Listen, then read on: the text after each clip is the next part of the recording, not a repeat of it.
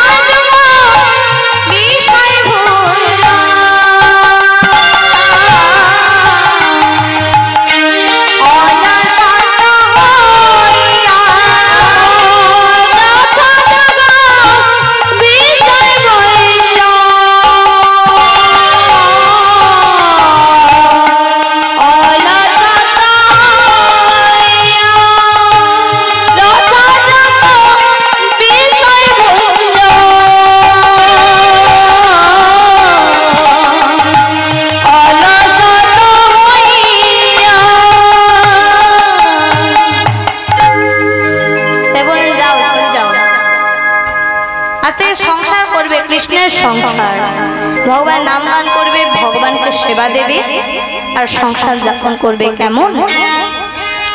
ফিরে যাও। এই গলা মহাপ্রভুকে প্রণাম করে, ভক্তদের প্রণাম করে তিনি চলে গেলেন মা। এবার আবার ভক্তদের সঙ্গে নিয়ে মহাপ্রভু চলতে শুরু করলেন। চলতে চলতে চলতে যেতে যেতে যেতে আজকে মহাপ্রভু অনেকটা দূর এগিয়ে গেছে। এবার কিছুক্ষণ পরে মহাপ্রভু গোবিন্দ নমস্কার জিজ্ঞাসা করছে, আচ্ছা গোবিন্দ, আজকের এই জায়গাটার নাম কি? গোবিন্দ বলে উঠলেন, দয়াময় হচ্ছে পূর্বস্থলী। ও, আমরা পূর্বস্থলীর মাটিতে চলে এসেছি। এক কাজ করো গোবিন্দ, আজকে পূর্বস্থলীর মাটিতে আমরা বিশ্রাম নেব। তুমি এক কাজ করো, সমস্ত ভক্তের সেবার আয়োজন করো। এই বলে দিয়ে মহাপ্রভু তো কাছে নিচে বসলেন। গোবিন্দ ঘোষ মাথায় হাত, সর্বনাশ, আরে এত ভক্তের সেবার আয়োজন করবো কি করে? আমি একটা সামান্য দইয়ের ভাণ্ডের দাম দিতে পারতাম না, আর এত ভক্তের সেবা, চাল কিনবো, ডাল কিনবো, নুন কিনবো, তেল কিনবো, এত ভক্তের সেবা হবে কি করে? গোবিন্দ ঘোষ বসে বসে চিন্তা করছেন। ঠাকুর অনুকূল চন্দ্র একটা সুন্দর কথা বলেছেন, মা ভাবছ বসে চলবে কিসে, তুমি ভাববার কে? যার ভাবনা তিনি ভাবছেন, আর তুমি ভাবো তাকে। তাই গোবিন্দ ঘোষ বসে বসে চিন্তা করছেন। এখন এমন সময় পূর্বস্থলের অগণিত ভক্ত সবাই গৌর সুন্দরকে দর্শন করতে আসছেন। সবাই গৌর সুন্দর নিতাই চাঁদকে সবাই মিলে দর্শন করতে আসছেন। ভুলে রে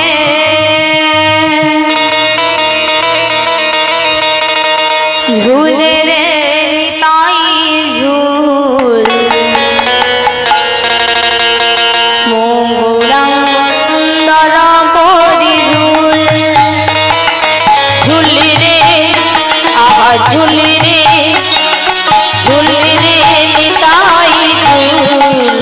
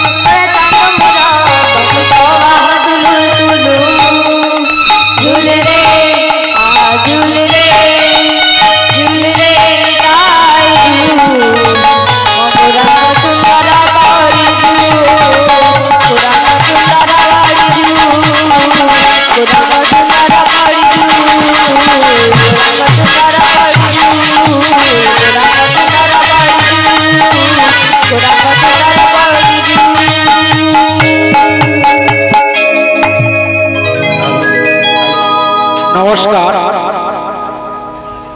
হরিদাসের এই পালা কীর্তনে মুগ্ধ হইয়া সরিষা গ্রাম নিবাসী যিশু জানা 20টি টাকা দিয়ে পুরস্কৃত করছেন। আপনারা সবাই মিলে দুহাত তুলে আশীর্বাদ করুন। গৌর প্রেমানন্দ হরি হরি বল, হরি বল।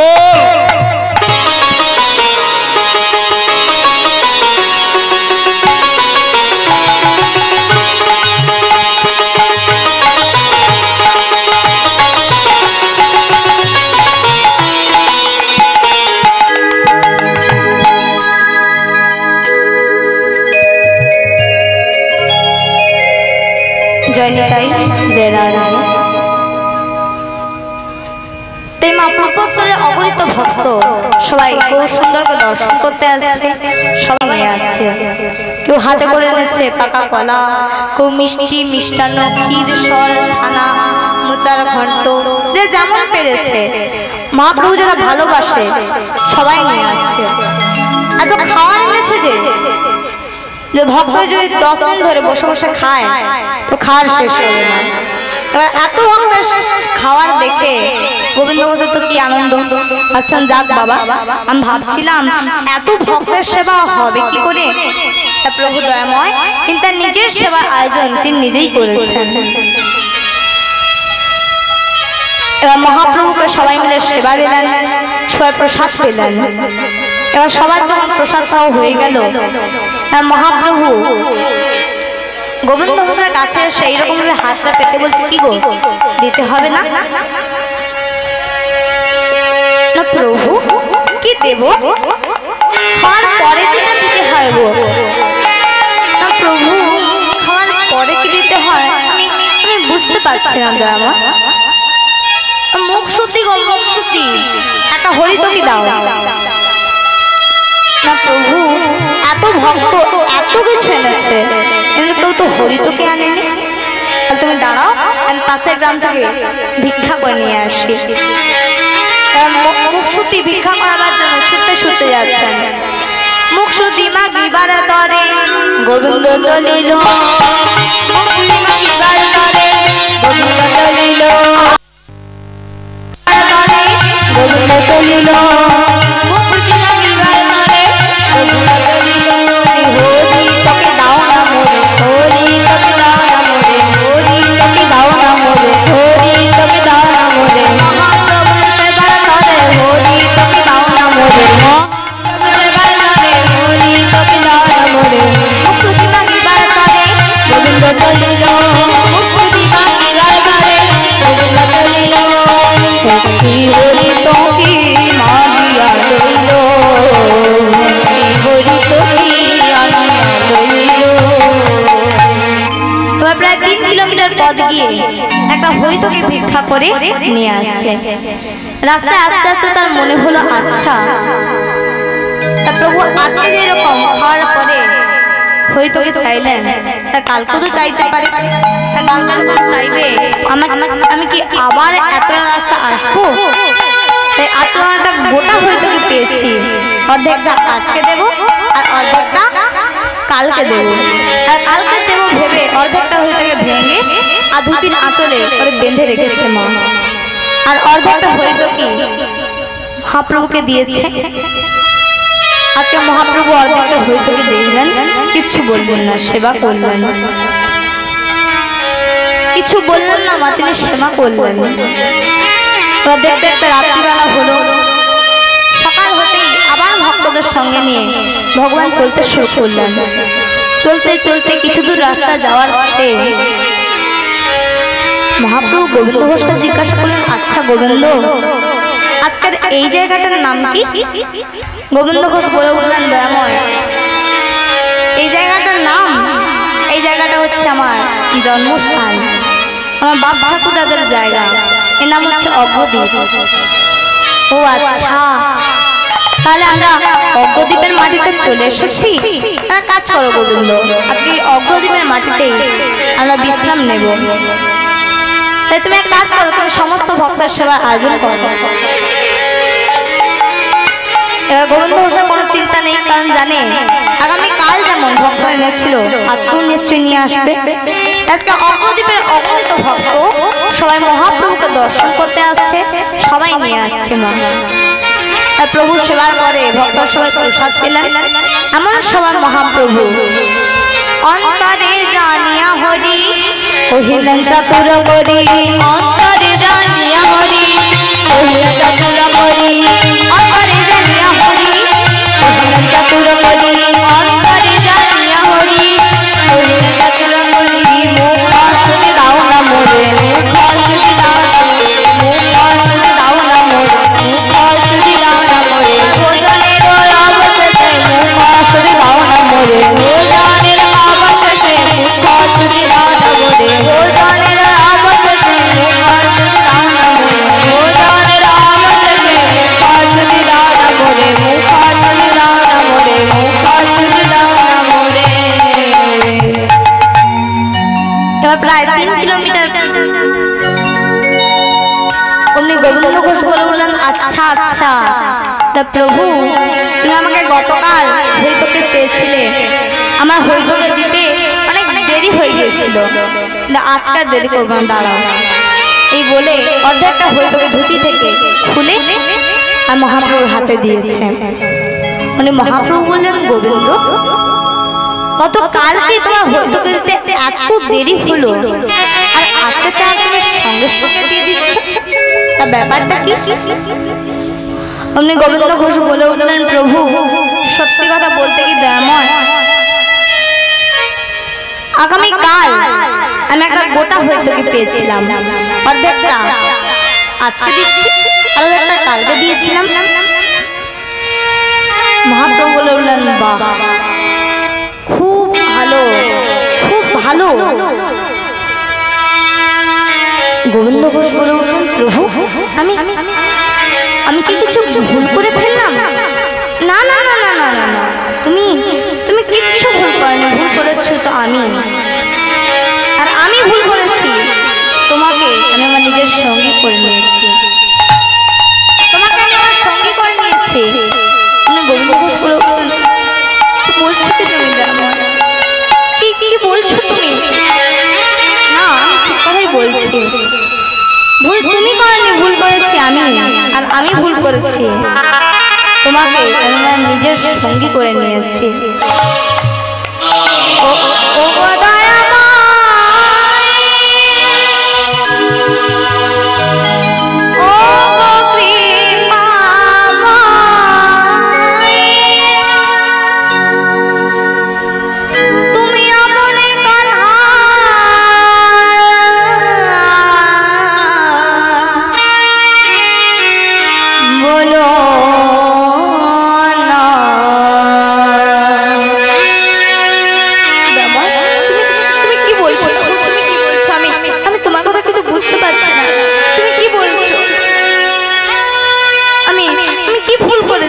ও তুমি যে সঞ্চয় করেছো, এতেই সন্ন্যাসী ধর্ম নষ্ট হয়েছে। সন্ন্যাসী সম্পূর্ণ রূপে ভগবত ইচ্ছার উপর নির্ভর করে চলবে। তাই আমি আজকে কি খাবো? তুমি তা গতকাল থেকে সঞ্চয় করে রেখেছিলে। তুমি না সন্ন্যাসী, আর সন্ন্যাসী ধর্ম নহে সঞ্চয় বাসনা। সন্ন্যাসী যখন ব্যাংক থেকে টাকা রাখবে না, মা সন্ন্যাসী কখনো এলআইসি করবে না। সন্ন্যাসী কখনো আজকে যেটা খেলো কালকে খাওয়ার জন্য সব গুছিয়ে রাখবে না। এতে সন্ন্যাসীর ধর্ম নষ্ট হয়। সন্ন্যাসী সম্পূর্ণ রূপে ভগবত ইচ্ছার উপর নির্ভর করে চলবে। তাই আমি আজকে কি খাবো? তুমি না গতকাল থেকে সঞ্চয় করে রেখেছিলে। তুমি না সন্ন্যাসী, এ তো সন্ন্যাসী ধর্ম নয়। তুমি সংসারী ধর্ম পালন করেছো। তাই আমি বলছি তুমি সন্ন্যাসী হতে পারবে না। তুমি সংসারে ফিরে যাও, তুমি সন্ন্যাসী হতে পারবে না। তাই আজকে এই অগ্রদ্বীপের মাটিতে আমি তোমাকে নির্বাসন দিলাম। বাড়ি ফিরে যাও, বাড়ি ফিরে গিয়ে সংসার করবে, ভগবানের সেবা দেবে আর সংসার যাপন করবে। না না চলে যেও না,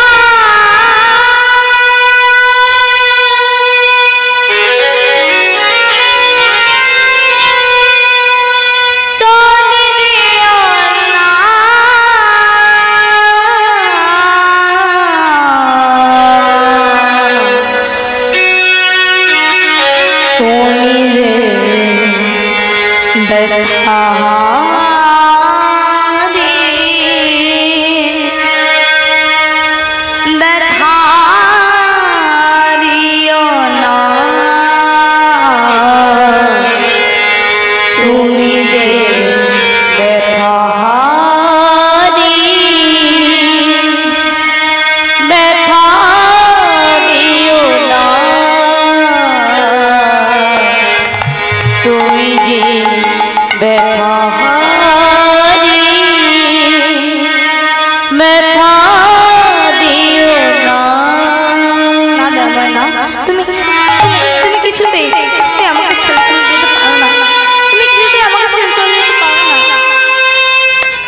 মহাপ্রভু তাও চলে যাচ্ছেন।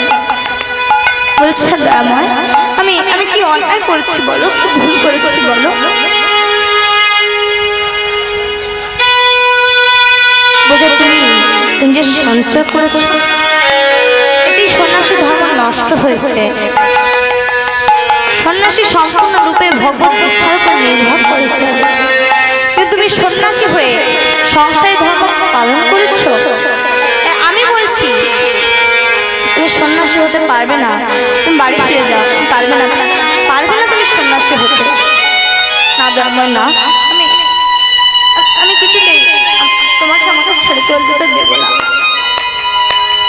মহাপ্রভু তাও চলে যাচ্ছে। অমনি গোবিন্দ ঘোষ বললেন, প্রভু আমি আমি মানছি দয়াময়, আমি মানছি, আমি সঞ্চয় করেছি, আমি সঞ্চয় করে থাকি।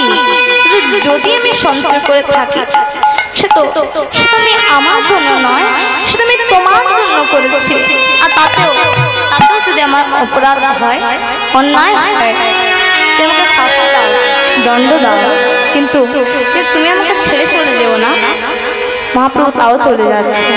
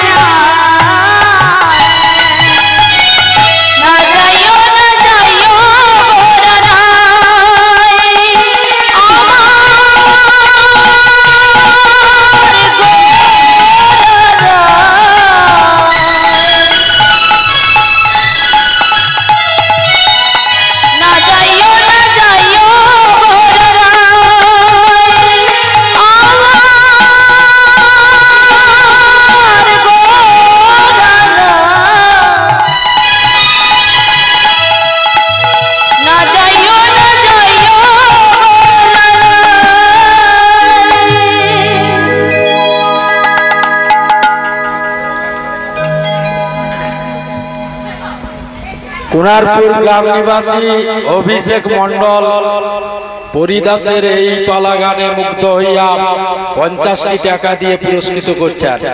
আপনারা সবাই মিলে আশীর্বাদ করুন এবং সবাই দুহাত তুলে গৌর প্রেমানন্দে হরি হরি বলো, হরি বল।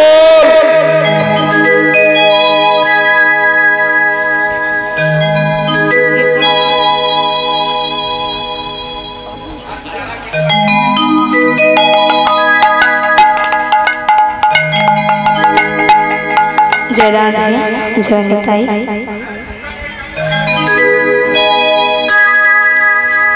তাই বলছে দেখো, তুমি তুমি আমাকে ছেড়ে চলে যাচ্ছ,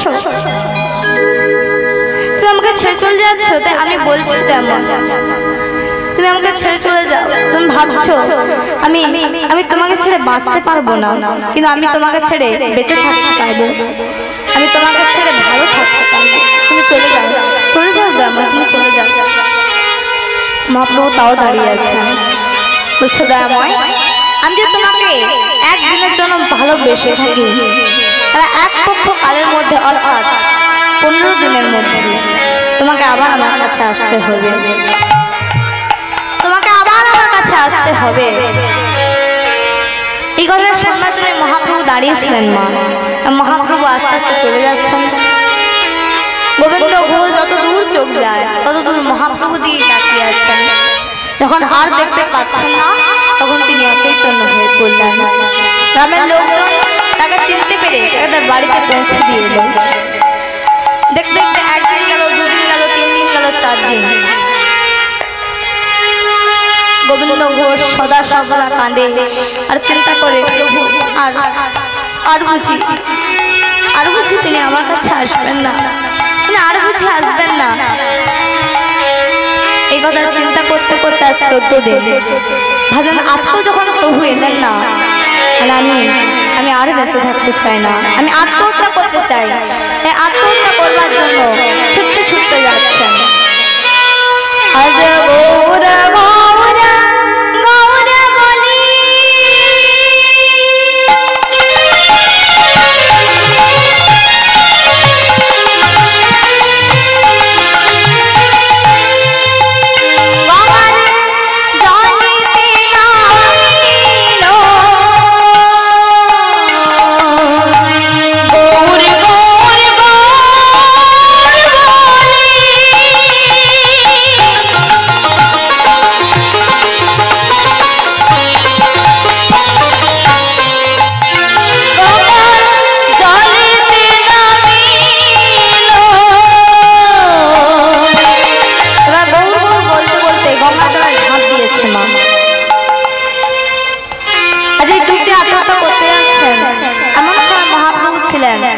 মালদা জেলার রামকেলিতে তবু স্নান করছিলেন, সেখান থেকে একটা পাথর ভাসিয়ে দিলেন।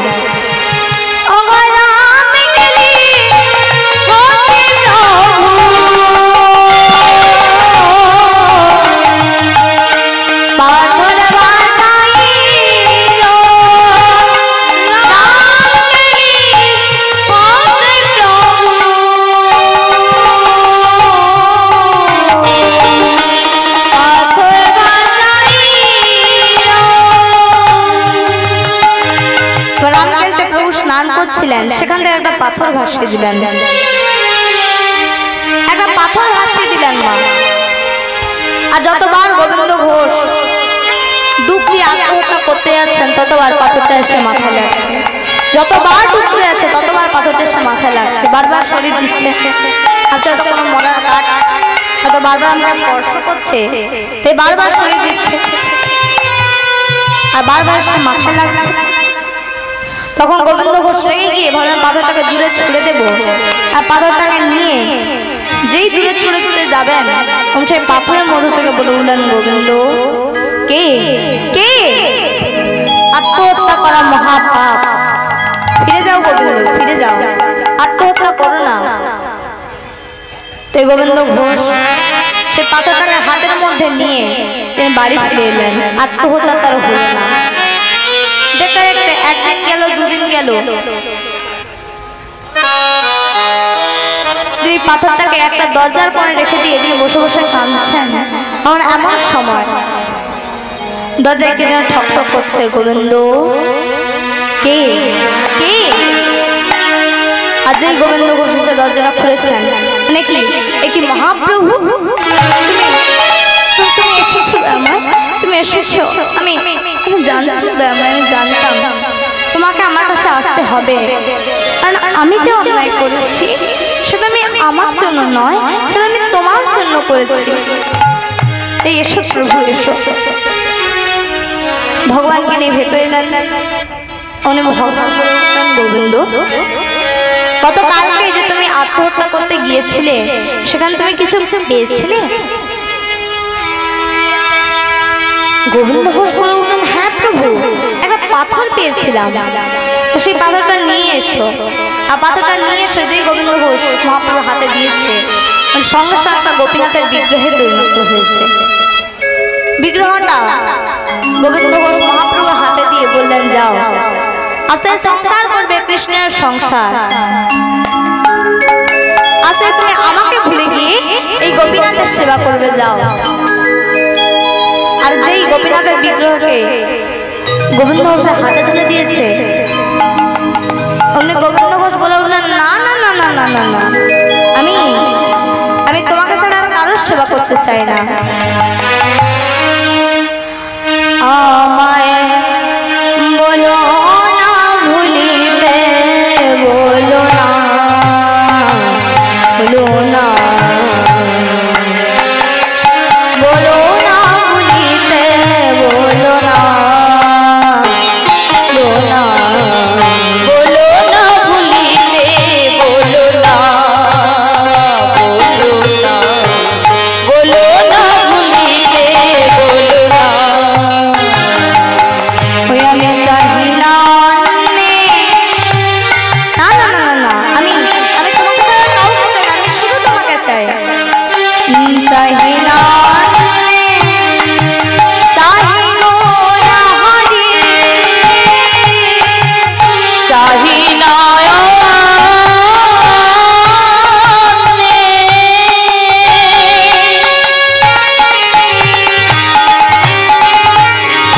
আমি চাই গৌর হরি,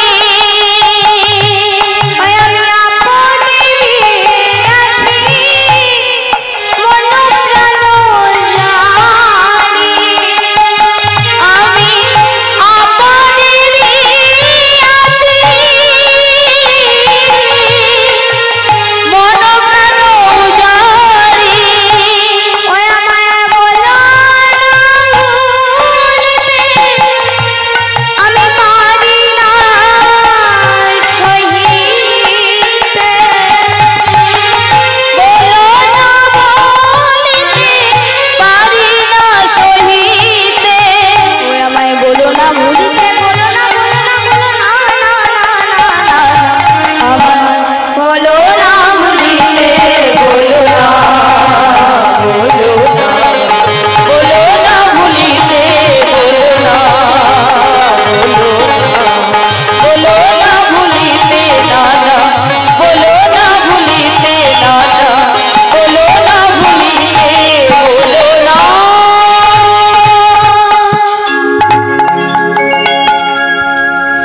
আর মহাপ্রভু বললেন, আজ থেকে এই গোপীনাথের মধ্যেই আমি রইলাম, আজ এই গোপীনাথের মধ্যেই আমি রইলাম। এই বলে দিয়ে যখন মহাপ্রভু চলে যাবেন, তখন গোবিন্দ ঘোষ বলে উঠলেন, প্রভু তোমাকে আমি আর তোমাকে ছেড়ে চলে যেতে দেব না, তুমি এসো বলছি, এসো। আর মহাপ্রভু হাতে ধরে টানতে টানতে নিয়ে এসে একটা ঘরের মধ্যে ঢুকিয়ে আর দরজা বন্ধ করে তালা চাবি দিয়ে দিয়েছে। বলছে, আজ থেকে তুমি আমার সঙ্গেই থাকবে, আজকে তুমি আমার সঙ্গে থাকবে। এই বলে দিয়ে যখন পেছনে ঘুরে দেখছে, পেছনে বহু সুন্দর দাঁড়িয়ে আছে, ভাবলেন, আরে আমি তো এই মাত্র তোমাকে ঘরের মধ্যে ঢুকিয়ে দরজা বন্ধ করে তালা বন্ধ করে দিলাম, তুমি বাইরে এলে কি করে? দাঁড়াও, দরজাটা খুলে দেখি।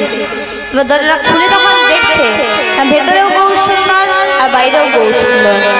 দেখে ঘরে গোরা, বাইরে গোরা, ঘরে গোরা, বাইরে গোরা, ঘরে গোরা, বাইরে গোরা, ঘরে গোরা, বাইরে গোরা। আমি একই দেখিলাম, একই দেখিলাম, ঘরে গোরা, বাইরে গোরা। আমি একই দেখিলাম, একই দেখিলাম, গৌরে গোপীনাথে কি হলো?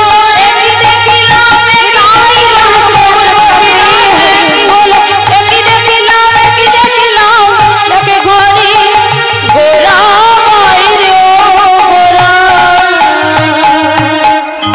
মহাপ্রভু বললেন, এবার বিশ্বাস হলো তো? তাই গোপীনাথের মধ্যেই আমি রইলাম, তুমি বিবাহ করো, সংসার করো, সংসার যাপন করো, কেমন? এই বলে দিয়ে যখন মহাপ্রভু চলে যাচ্ছেন, মহাপ্রভুকে বললেন, দাঁড়াও প্রভু দাঁড়াও, তোমায় একটি কথা বলবো আমি, দাঁড়াও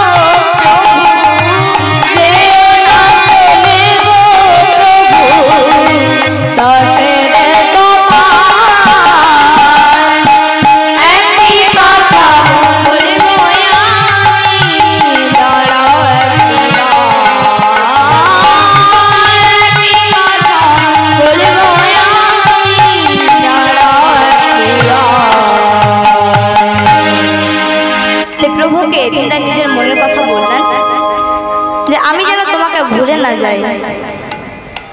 মহাপ্রভু বললেন, বেশ ঠিক আছে। এ বলতে তিনি চলে গেলেন, মা।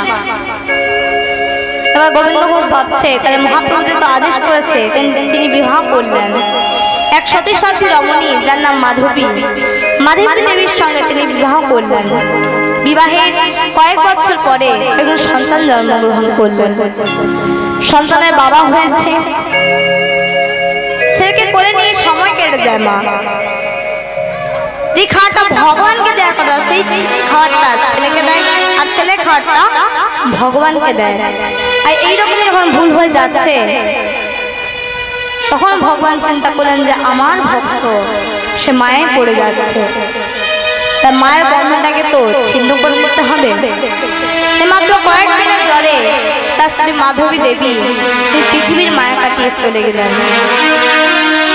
পৃথিবীর মায়া কাটিয়ে চলে গেলেন মা। অমনি গোবিন্দ ঘোষ ভগবানের কাছে বললেন, দয়াময় তুমি বলো, আমি তো তোমার কাছে সংসার চাইনি, আমি তো তোমার সঙ্গী হতে চেয়েছিলাম। তুমি আমাকে সংসার দিলে, স্ত্রী দিলে, তুমি আমার স্ত্রী কেড়ে নিলে।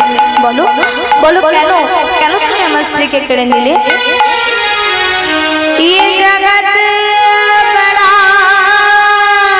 दुखदाई,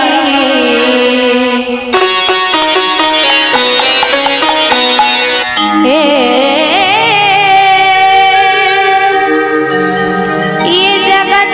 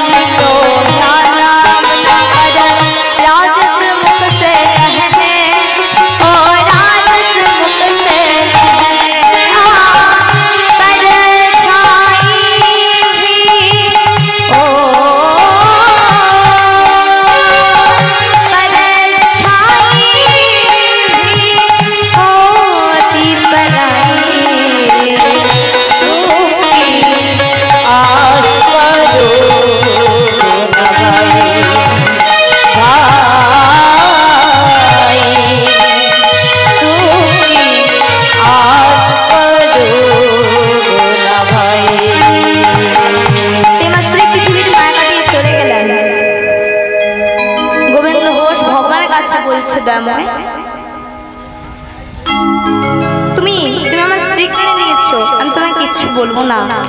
আমার একমাত্র ছেলে, সেটার নাম রেখেছি গোপীনাথ।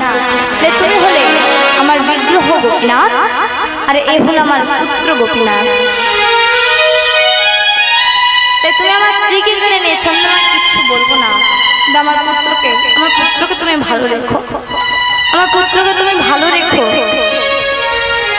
ভগবান বলছে, দেখেছো মায়ের পরে কথা বলছে। আমার ছেলে, এই জগতে কেউ আমার নয় মা। স্ত্রী আমার, ছেলে আমার, নাতি আমার, নাতনি আমার, জামাই আমার, আমরা সব আমার আমার বলি, কিন্তু এই জগতে যে আমি কারণ নয় এটা আমরা বুঝতে পারি না মা। এটা বুঝতে পারি না বলেই আমাদের মনে এত জ্বালা, এত যন্ত্রণা। আমার স্ত্রী পৃথিবীর মায়া কাটিয়ে চলে গেল। ছেলে একটু একটু করে বড় হচ্ছে, 5 বছর বয়স। 5 বছরের ছেলে প্রতিদিন খেলতে যায়, আর এসে বলে, বাবা ও বাবা, বলো না বলো না আমার মা কোথায়। বাবারে কি বলবে? ছেলেকে ভোলানোর জন্য কখনো একটা বাতাসা দেয়, নারকেলের নাড়ু দেয়, ছেলে ভুলতে যায়। এরকম করে কতদিন চলবে মা? একদিন ছেলে অন্যান্য বন্ধুদের সঙ্গে খেলা করছে, সব বন্ধুদের মা এসে তাদের কোলে কোলে নিয়ে বাড়ি যাচ্ছে, কোলে কোলে নিয়ে বাড়ি যাচ্ছে। উনি পুত্র গোপীনাথ ছুটতে ছুটতে এসে বাবাকে বলছে, বাবা তুমি বলো বলো আমার মা কোথায়। তুমি আজকে আমাকে বাতাসা দিলেও আমি থামবো না, আর নারকেলের নাড়ু দিলেও আমি থামবো না, বলো বলো আমার মা কোথায়।